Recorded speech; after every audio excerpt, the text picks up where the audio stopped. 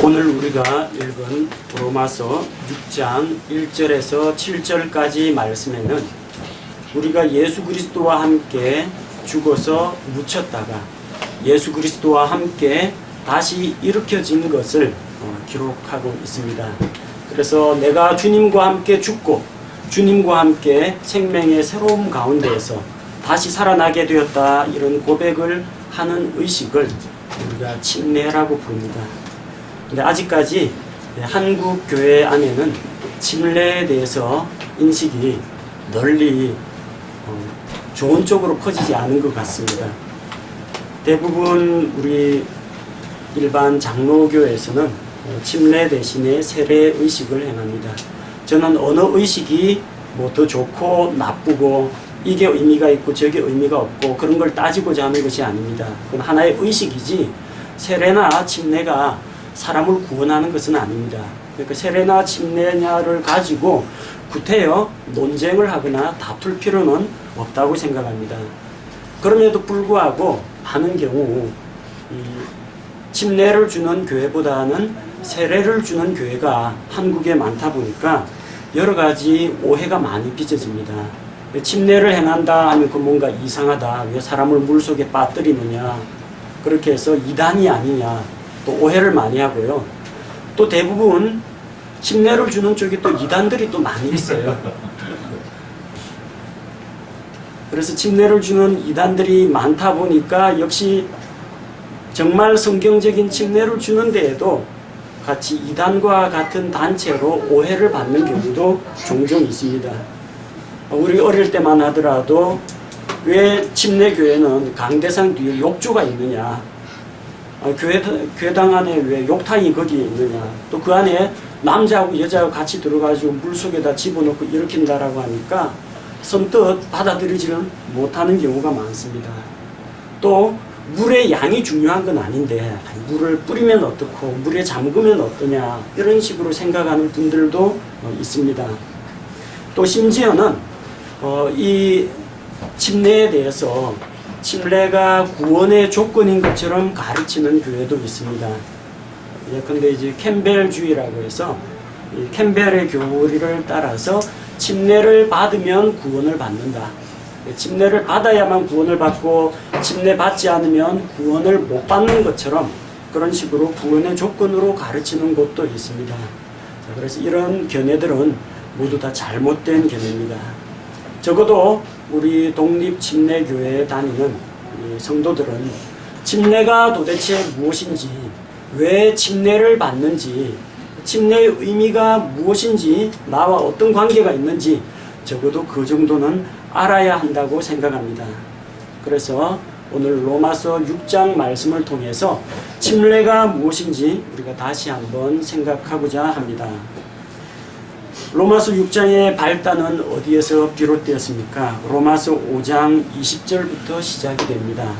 로마서 5장 20절에 보니까 또한 율법이 들어온 것은 범죄가 넘치게 하려 함이거니와 죄가 넘친 곳에 은혜가 더욱 넘쳤나니, 이 말씀으로부터 시작이 됩니다.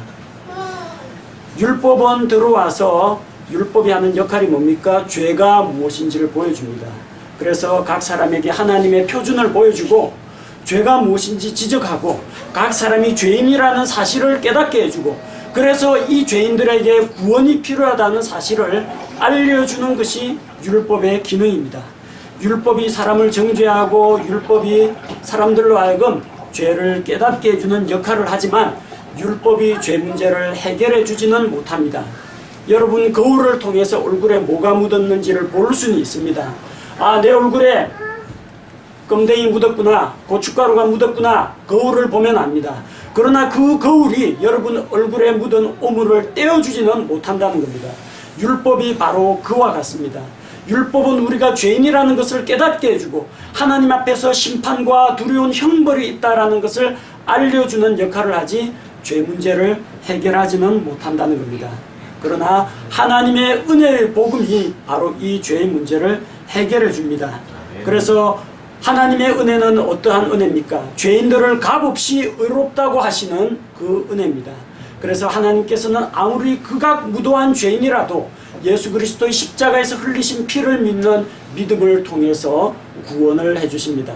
그런데 이렇게 구원받은 사람 가운데서는요, 자기가 스스로 착하다고 생각하고 나는 별로 큰 죄인이 아니다라고 생각하는 사람이 있어요. 이 사람은 하나님께 별로 크게 감사가 넘치진 않습니다.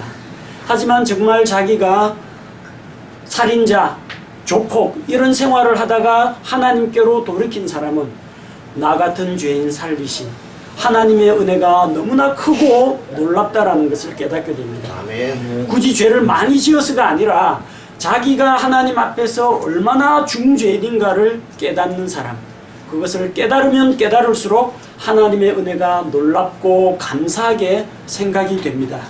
자, 그러다 보니까 한 가지 문제가 생깁니다. 죄가 더 넘친 곳에 은혜가 더욱더 넘쳤다는 겁니다. 왜? 죄를 많이 지은 사람은 많이 용서를 받기 때문에, 많이 빚진 자가 많이 탕감을 받기 때문에 죄를 많이 지은 사람일수록 구원에 대한 은혜와 감사가 넘칩니다. 그런데 사도 바울이 이와 같은 말을 하면 꼭 여기에 대해서 이의를 제기하는 사람이 있다는 겁니다. 죄가 더 넘친 곳에 너희가 흉악한 죄인이라는 것을 깨달을수록 하나님의 크신 은혜를 체험하게 된다, 이렇게 이야기하니까 어떤 이야기가 나옵니까? 그러면 하나님의 은혜를 좀 더 깊이 맛보기 위해서는 우리가 더 죄를 지어야 하느냐, 이런 문제가 나오는 겁니다. 하나님의 은혜를 더 많이 맛보려고, 하나님의 은혜를 넘치게 하려고 우리가 죄 가운데 거하겠느냐? 그 해답은 무엇입니까? 결코 그럴 수 없다라고 성경은 이야기합니다. 왜 그렇습니까? 왜 우리가 하나님의 은혜를 더 맛보기 위해서, 더 많이 용서받기 위해서 죄를 지으면 안 될까요?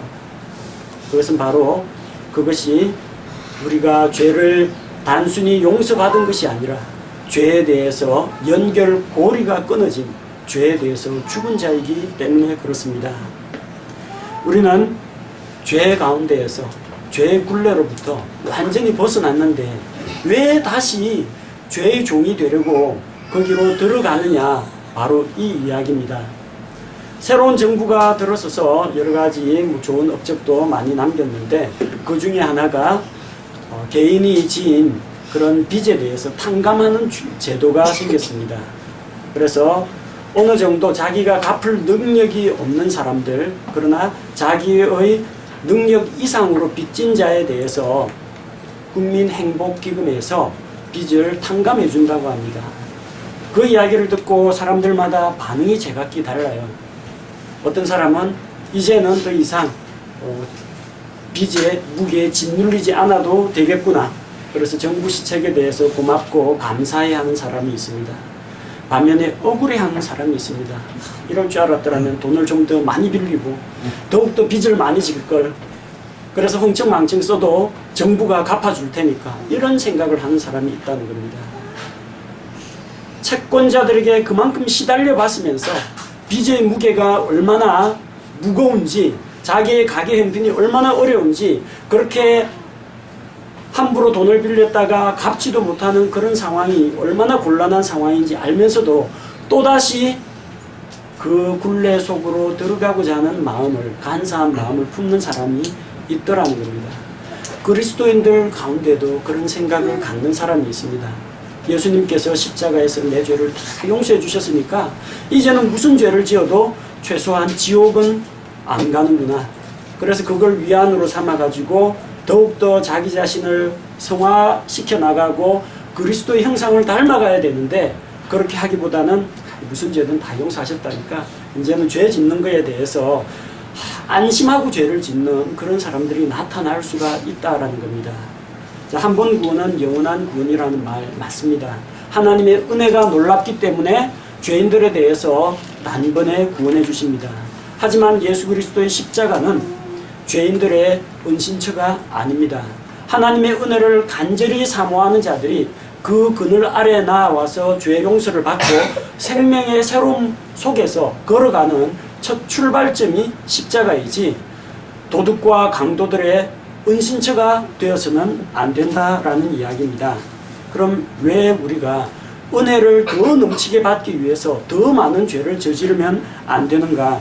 그 이야기가 3절부터 시작이 됩니다. 예수 그리스도 안으로 침례를 받은 우리가 다 그분의 죽음 안으로 침례를 받은 줄을 너희가 알지 못하느냐. 여기서 말하는 침례는 물속에 들어가는 침례가 아닙니다.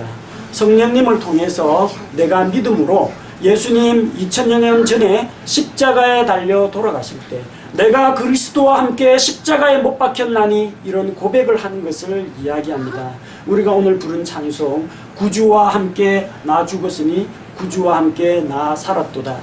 예수님은 분명히 2000여 년 전에 나의 죄를 대신해서 십자가에 달려 돌아가셨지만 오늘을 살아가고 있는 우리가 예수님 십자가에 달려 돌아가실 때 이 죄인인 나 역시 예수님과 함께 십자가에 못 박혀 죽었다라는 것을 고백하는 것이 바로 성령님을 통한 침례입니다. 그래서 그렇게 고백한 자는 예수 그리스도 안으로 침례를 받았습니다. 그분의 안으로 침례를 받았어요. 물 안으로 침례를 받은 게 아니고요. 예수 그리스도 안으로 침례를 받았다는 겁니다. 그 말은 우리가 곧 예수 그리스도 안으로 들어갔다는 이야기입니다. 교회는 예수 그리스도의 몸이요. 예수님은 교회의 머리가 되십니다. 그리스도의 몸인 교회 안으로 우리가 들어왔다는 겁니다. 여기에 있는 요 공간에 모여 있는 무슨 교회 하는 그런 교회가 아니라요. 예수 그리스도를 믿는 모든 성도들의 그런 연합체, 바로 그 연합체 안으로 들어와서 우리가 예수 그리스도의 몸의 일부가 되었다는 이야기입니다. 이것이 바로 예수 그리스도 안으로 침례를 받는 겁니다. 그분의 죽음 안으로 우리가 침례를 받아서 그분과 한 몸이 되었다는 겁니다. 그 다음 4절 말씀을 보니까 그러므로 우리가 죽음 안으로 침례를 받아 그분과 함께 묻혔나니. 여러분, 예수님 십자가에서 고난당하시고 죽으시고 십자가에서 내려져서 돌무덤 속에 사흘 동안 장사 지낸 바 되었습니다. 그와 마찬가지로 우리도 구주와 함께 묻혔다는 겁니다. 여러분이 땅속에 생매장 되었다는 이야기가 아니라 예수님 무덤에 장사 지낸 바 될 때 우리 역시 그분과 함께 장사 지낸 바 되었다는 것을 우리가 믿음으로 고백했다는 것입니다. 이것은 그리스도께서 아버지의 영광을 힘입어 죽은 자들로부터 일으켜진 것 같이 우리도 생명의 새로움 속에서 걷게 하려 함이라. 또한 예수님께서는 사흘낮 사흘밤을 땅의 중심부에 계시다가 셋째 날에 성경의 기록대로 성경의 예언의 말씀대로 다시 일어나셨습니다. 그래서 우리는 예수 그리스도와 함께 죽을 뿐만 아니라 예수 그리스도와 함께 다시 그분 안에서 일으켜졌다는 겁니다. 그래서 침례가 무엇입니까? 예수 그리스도의 십자가의 죽음과 자신을 동일시하는 것입니다. 예수 그리스도가 무덤에 장사된 것과 나 자신이 장사되었다고 고백하는 것입니다. 예수 그리스도가 무덤에서 사흘 만에 부활하신 것과 바로 그 부활에 내가 동참했다라는 것을 믿음으로 고백하는 것이 바로 예수 그리스도 안으로 침례를 받는 것입니다. 예수 그리스도와 함께 죽은 자는 그분과 함께 다시 일으켜진다는 것을 우리가 기억해야 하겠습니다. 골로새서 2장 12절 말씀을 보니까 지금까지 한 이야기를 다음과 같이 요약하고 있습니다. 골로새서 2장 12절 너희가 침례 안에서 그분과 함께 묻혔고 그분을 죽은 자들로부터 살리신 하나님의 활동에 대한 믿음을 통해 침례 안에서 또한 그분과 함께 일어났느니라. 침례 안에서 그분과 함께 묻히고 또한 침례 안에서 그분과 함께 일어났다라고 합니다. 바로 침례의 의미가 여기 있습니다. 예수님과 함께 내가 죄에 대하여 죽고 하나님을 향하여 또 의에 대하여 내가 살아났다라는 것을 고백하는 의식이 침례 의식입니다. 그래서 11절 말씀과 같이 이와 같이 너희도 너희 자신을 죄에 대하여는 참으로 죽은 자요 하나님께 대하여는 예수 그리스도 우리 주를 통해 산 자로 여길지어다. 아멘. 바로 이런 고백을 해야 합니다. 이제 죄에 대해 자신을 죽은 자로 여기라는 겁니다. 그러니까 앞쪽에 나오는 그 말씀에 대한 해답이 여기 나와요. 하나님의 은혜를 넘치게 하려고 우리가 계속 죄 가운데 거하겠느냐? 그럴 수 없느니라. 왜? 내가 죄에 대하여 죽었기 때문에, 죄의 사슬이 끊어졌기 때문에, 이제 나는 죄의 종이 아니기 때문에 다시 그 죄를 지으려고 죄의 종으로 들어갈 필요가 없다라는 겁니다. 그 반대로 하나님께 대하여 우리 자신을 산자로 여기고 생명의 새로움 속에서 살아가는 첫 출발점이 되는 것이 바로 침례라는 것입니다. 성경에는 이 침례를 두 가지로 나누어서 이야기합니다. 한 가지는 성령 침례고 한 가지는 물 침례입니다. 성령 침례하니까 오해를 하는 분이 많아요. 저기 뭐 기도원이나 은사주의 집회 가면은 불 받아라 하면서 뭐 성령 침례를 받아라 하는데 그런 침례가 아닙니다. 물로 세례를 받은 사람이 불 세례 받아야 한다 그런 식으로 이야기하는데 그 개념이 아닙니다. 성령 침례라는 것은 고린도전서 12장 13절에 나오는 말씀과 같이 예수 그리스도를 믿음으로 말미암아 우리가 예수 그리스도의 몸 안으로 연합하는 것을 성령 침례라고 합니다. 고린도전서 12장 13절에 보니까 우리가 유대인이나 이방인이나 매인자나 자유로운 자나 모두 한 성령에 의해 침례를 받아 한 몸 안으로 들어왔으며 모두가 마시게 되어 한 성령 안으로 들어왔느니라 라고 이야기합니다. 예수 그리스도와 연합하여 예수 그리스도의 몸 안으로 믿음으로 들어오는 것, 이게 성령에 의한 침례입니다. 예수님께서는 우리에게 바로 성령으로 침례를 주시는 분입니다.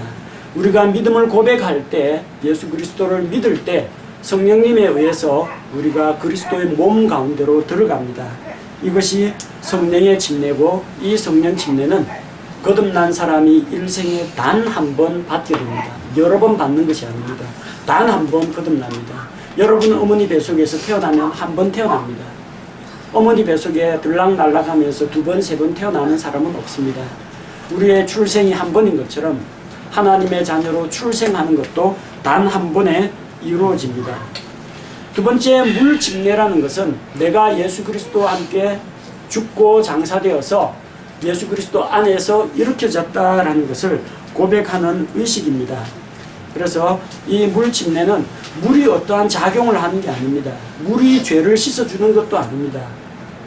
다만 물 가운데 사람을 이렇게 침수시킵니다. 잠깁니다. 이것은 예수 그리스도가 십자가에서 죽으시고 무덤 속에 장사된 것을 나타냅니다.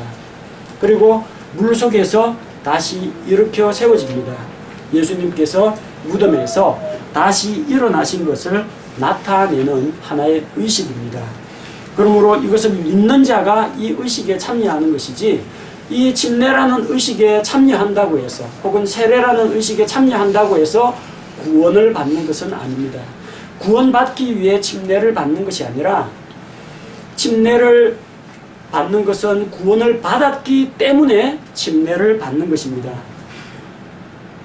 은사주의자들은 물세례 받은 사람도 불세례 또 받아야 된다, 성령세례 또 받아야 한다는데 실은 순서가 반대입니다. 먼저 성령의 침례를 통해서 우리가 하나님의 자녀로 다시 태어난 자, 거듭난 자가 물로 침례를 받으면서 많은 사람들 앞에서 내가 구원받은 사람입니다, 예수 그리스도의 은혜로 구원받았습니다 하고 공개적으로 고백하는 것이 물 침례 의식입니다.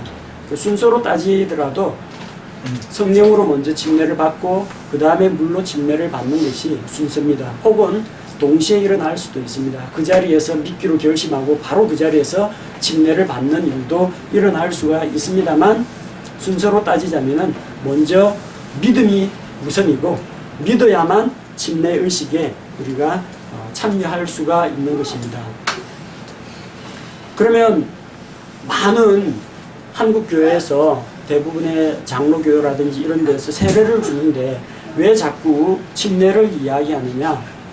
세례라는 말의 뜻이 무엇입니까? 씻을 새에 예식, 예자입니다. 씻는 예식이라는 겁니다. 세례를 통해서 무엇을 씻습니까? 머리에 묻은 먼지를 씻어냅니까? 여러분의 마음속에 있는 죄를 씻어냅니까? 전혀 아닙니다. 아무것도 씻어내지 못합니다. 그 머리에 물 몇 번 뿌린다고 해서 뭐가 씻겨집니까? 물로도 깨끗하게 할 수가 없습니다. 우리의 죄는 물 뿌린다고 깨끗하게 되는 것도 아니고 물에 잠갔다가 꺼낸다고 해서 죄가 깨끗해지는 것이 아니라는 겁니다. 근데 자꾸 세례하다 보니까 뭔가를 씻어주는 걸로 사람들이 착각을 한다는 겁니다. 우리의 죄는 물로 씻을 수도 없고 불로 태울 수도 없습니다. 성경에서는 세례가 아니라 침례라고 합니다. 침례는 씻는 의식이 아니라 그냥 잠그는 의식이에요. 침수시키는 겁니다. 마태복음 3장 16절에 보면 예수님께서 침례자 요한에게 침례를 받으신 사건이 기록되어 있습니다. 예수님께서 침례를 받으시고 곧바로 물 속에서 올라오실 때에 물 속에서라고 했어요. 그럼 예수님 몸이 물 속에 들어갔다가 나왔다는 이야기입니다. 물가에서 바가지로 예수님 머리 위에다 물 끼얹었다는 이야기가 아니고요. 물 속에 완전히 들어갔다가 물 속에서 일으켜져서 나왔다는 겁니다. 그렇기 때문에 이것은 머리에 물을 뿌리는 의식이 아니라 사람을 전신을 물속에 잠그는 침수 의식이라는 겁니다. 물속에 완전히 침수되었다가 일으켜져야 예수님께서 죽으시고 묻히셨다가 부활하신 것을 나타낼 수가 있습니다. 그럼 왜 이게 예수님은 침례를 받았는데 그 이후에 내려오는 이런 전통들은 세례로 바뀌게 되었느냐? 거기에는 이유가 있습니다. 로마 가톨릭 교회에서는 7가지 성사를 거쳐야 사람이 구원을 받는다고 합니다. 그래서 여러 가지 성사가 있죠. 세례 성사라든지 죽을 때 종부 성사라든지 갱진 성사라든지 혼배 성사라든지 여러 성사를 받습니다. 그 중에서 제일 첫 단계가 되는 것이 세례 성사입니다. 어린아이가 태어나면 무조건 이 로마 가톨릭 교회 가서 거기 사제가 주는 세례를 받아야만 하나님의 자녀로 등록이 된다는 겁니다. 왜 이런 교리를 만들어냈느냐? 당시 중세시대에는 이 천주교가 로마 가톨릭이 전 세계를 지배하고 있었어요. 그래서 그 중세시대 사람들의 전 일생을 가톨릭 교회 안에 가둬놓는 방법이 뭐냐면은 어릴 때부터 가톨릭 교인으로 만드는 거예요. 그래서 반드시 유아 세례를 받아야 됩니다. 죽을 때에도 신부가 가서 이 종부 성사를 해줘야만 그가 구원을 받을 수 있다고 가르칩니다. 그래서 요람에서 무덤까지, 아니 태어나면서부터 무덤에 들어갈 때까지 로마 가톨릭이 이 전 사람들의 생애를 주관하기 위해서 바로 로마 가톨릭 교도로 만들 필요가 있는 겁니다. 그래서 아무것도 신앙 고백도 할 수 없는 어린아이에게 유아 세례를 받으라고 하는 겁니다. 근데 어린아이를 침례를 한다고 이렇게 물속에 넣고 꺼낼 수는 없지 않습니까? 또 병상에서 숨이 넘어가는 사람이 있는데 로마 가톨릭 교회가 구원한다. 신부 불러다가 사제 불러다가 종부성사 받으라고 합니다. 그럼 어떻게 해요? 죽어가는 사람한테도 만약 그가 아직까지 로마 가톨릭에서 주는 세례를 안 받았다. 그러면은 세례를 줘야 할 텐데 이 환자를 물속에 들어다가 넣을 수는 없다라는 겁니다. 어떻게 해요? 약식으로 바뀐 겁니다. 처음에는 이제 큰 대물을 떠가지고 침상에다가 뿌리는 거예요. 좀 번거롭죠. 물도 다 질질질 흐르고. 그 물 양이 많고 적고 그게 중요한 게 아니라 그 다음에 이제 바가지로 바뀝니다. 바뀌어요. 이제 적은 양이지만 어쨌든 이거는 그냥 의식이니까 바뀝니다. 그 다음에 또 어떻게 바뀌어요? 이것도 하니까 번거롭잖아요. 그러니까 물 조금 찍어가지고 몇 번, 한 3번 정도 머리에 손가락으로 튀겨가지고 물 뿌리는 걸로 바뀌었어요. 그러나 이렇게 물을 뿌리는 거는 구주와 함께 죽고 구주와 함께 부활하는 것을 나타낼 수가 없다라는 겁니다. 그렇기 때문에 예수님께서 직접 받으셨던 침례, 또 예수님의 제자들, 사도들이 행했던 그 침례를 우리가 그대로 믿음으로 따르는 겁니다. 우리는 약식으로 안 하고 그냥 정식으로 한다. 그렇게 생각하시면 됩니다. 세례도 아마 처음에는 그런 의식으로 시작이 되었을 겁니다. 침례를 하기가 너무 번거롭고 물이 없는 지역도 있고 어린아이나 환자는 받기가 힘들기 때문에 개발해낸 것이 세례인데, 그렇다고 해서 본질이 호도가 되어서는 안 된다는 겁니다. 자, 그래서 이 침례는 물속에 완전히 온몸이 들어갔다가 나오는 그런 의식입니다. 왜 침례를 받아야 되느냐? 예수님께서 명령하셨기 때문입니다. 예수님께서 신약교회에 명령하신 두 가지 규례가 있는데 하나가 침례고 하나가 주의 만찬입니다. 예수님께서 이 두 가지 명령은 직접 주셨고 예수님 다시 오시는 그날까지 우리가 시행해야 되는 의식입니다. 마태복음 28장 19절에서 그러므로 너희는 가서 모든 민족들을 가르치고 아버지와 아들과 성령의 이름으로 그들에게 침례를 주며 예수님께서 그렇게 명령하셨기 때문에 우리가 그 명령에 순종하는 마음으로 침례를 받는 것입니다. 왜 침례를 받습니까? 침례를 통해서 내가 하나님의 은혜로 구원을 받았다. 이 구원받은 사실을 공개적으로 표현하기 때문입니다. 초대교회 당시에는 침례를 받으면 유대인 공동체에서 파문당합니다. 축출당합니다. 출교를 당합니다. 유대인 공동체에서 출교를 당하면 이 사람은 더 이상 동족들의 보호를 받지를 못합니다. 누군가가 그 사람을 죽이더라도 아무도 그를 도와주지를 않습니다.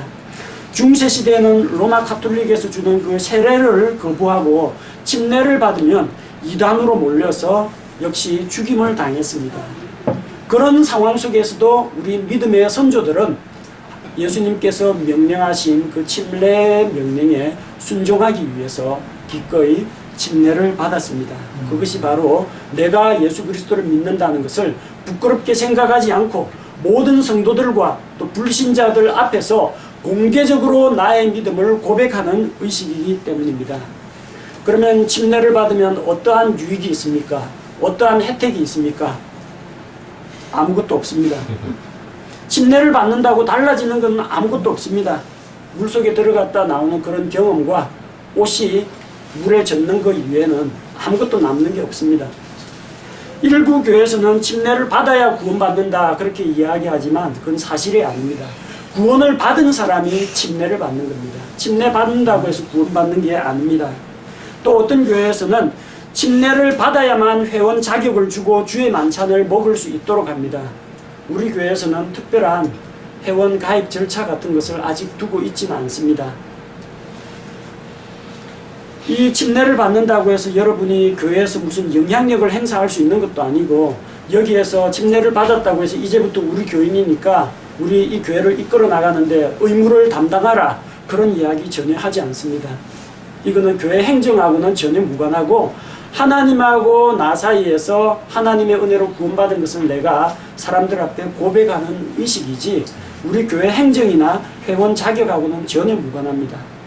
또 우리는 주의 만찬 침례 끝나고 그 다음 주에 주의 만찬을 처음으로 갖고자 하는데 주의 만찬에 참여하는 자격에 특별히 침례라는 조건을 두지를 않습니다. 아직 침례를 안 받으신 분이라도 예수 그리스도를 구세주로 믿고 있는 사람은 누구든지 주의 만찬에 참여할 수 있도록 하고자 합니다. 그렇기 때문에 침례를 받는다고 해서 여러분한테 어떤 영적인 혜택이 돌아간다든지 교회 내에서 어떤 특권을 누린다든지 아니면 교회 내에서 이 침례 교인이라고 해서 어떤 의무감을 진다라든지 그런 것이 전혀 없습니다. 누가 침례를 받을 수 있습니까? 침례를 받을 사람은 자기 스스로 주님께 대한 신앙 고백을 할 수 있는 사람이어야 합니다.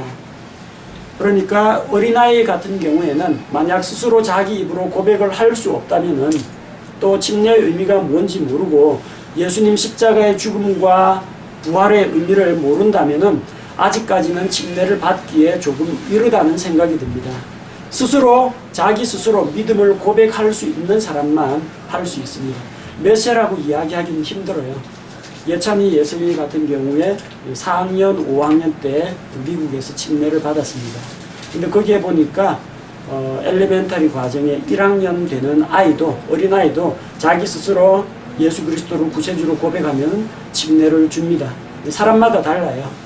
4학년 됐는데도 복음을 잘 이해를 못하고 예수님을 믿는지 안 믿는지 잘 모르는 이런 사람은 받을 수 없고 나이가 조금 어리더라도 자기 입으로 예수 그리스도를 자기 죄의 문제를 해결해 준 구세주로 고백할 때 침례를 받을 수가 있습니다. 과거에 세례를 받으신 분들 역시 침례를 받을 수가 있습니다. 세례 받으면 안 되고 침례 받아야 구원받는다, 그런 의미가 아닙니다. 성경에 침례라고 나와 있기 때문에 침례를 받는 겁니다.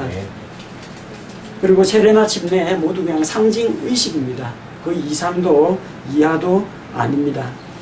또 이전에 침례를 받기는 받았는데 뭔지 모르고 군대에서 그냥 받으라고 해서 집단으로 뭐 받았다, 그래서 의미도 모르고 받았다, 그러면은 진정으로 믿음 고백을 다시 한번 새롭게 하고 다시 받으셔도 문제가 없습니다. 중요한 사실은 이것입니다. 세례가 맞느냐 침례가 맞느냐, 이게 맞고 저게 틀렸다, 전혀 그런 문제가 아니라 먼저 복음을 믿고 내가 예수 그리스도를 구세주로 믿고 있느냐, 이 부분이 훨씬 더 중요합니다. 그리고 만약에 구원을 받고 믿었다라면은 하나님 앞과 사람 앞에서 나의 믿음을 시인하고 또 고백할 필요가 있습니다. 또한 믿는 자는 예수 그리스도께서 하신 말씀에 순종해야 할 의무가 있습니다. 그래서 예수 그리스도의 명령에 따라서 침례를 받는 것입니다. 자, 이런 내용을 기억하시고 주님의 명령에 순종하고자 하는 자는 침례를 받으시면 됩니다. 침례를 받을 때 물속에 잠깐 들어갔다 나오는 그 짧은 의식에 만족하지 마시고 내가 예수 그리스도와 함께 십자가에 못 박혀 죽었고 내가 예수 그리스도와 함께 무덤의 장사가 되었고 내가 예수 그리스도와 함께 생명의 새로움 가운데에서 부활로 일으켜졌다, 이 사실을 고백하셔야 됩니다. 또한 그 사실을 믿고 우리의 일생이 달라져야 합니다. 침례 받았다고 해서 여러분에게 하나 달라지는 것은 없다고 했습니다. 하지만 여러분이 진정 침례 성도라면, 예수 그리스도를 구세주로 믿고 고백했다면 변화가 일어나야 합니다. 어떠한 변화입니까? 로마서 6장 11절 말씀과 같이 죄에 대하여 죽은 자로 자신을 여겨야 합니다. 죄에 대해서 죽은 자로 여긴다면 다시는 죄의 굴레 밑으로 들어가고 싶지가 않을 겁니다. 그렇게 여기셔야 됩니다. 사실이 아닌데 억지로 여기라는 말이 아닙니다. 이것은 사실 그대로 받아들이라는 이야기입니다. 영어에서 reckon이라고 했는데 reckon이나 count 같은 말입니다. 계수하라는 겁니다. 내 자신이 예수 그리스도와 함께 죽었다라는 그 사실을 내가 인정하고 장부에 달아놓으라는 겁니다. 그게 내가 죄에 대하여 죽은 자로 자신을 간주하는, 그렇게 여기는 자입니다. 또한 죄에 대해서 죽을 뿐만 아니라 이제는 죄와는 상관없이 하나님의 자녀로 내가 새롭게 일으켜졌다. 이제는 하나님을 향하여, 예수 그리스도를 향하여, 의를 향하여 내가 일으켜졌다라는 것을, 내가 이제는 의를 향하여 산 자라는 것을 고백하고 또한 그렇게 살아가야 합니다. 그래서 진정으로 거듭난 성도, 진정으로 침례를 받은 성도는 바로 이와 같이 죄를 멀리하고 하나님을 가까이 하는 그런 삶의 변화가 반드시 뒤따르게 되어 있습니다. 그것은 여러분 자신의 노력으로, 결심으로 이루어지는 것이 아니라 우리 안에서 우리를 변화시키고 도우시는 성령님의 역사와 성령님의 음성에 순종하는 우리의 순종이 합쳐져서 성화의 과정이 이루어진다는 것입니다. 침례 성도로서 예수 그리스도 안에서 생명의 새로움 속에서 걷고자 하는 분들, 이런 모든 분들은 침례의 의미를 다시 한번 생각하고 또한 침례 성도로서 성화의 과정을 밟아나가야 하겠습니다. 제가 기도하겠습니다.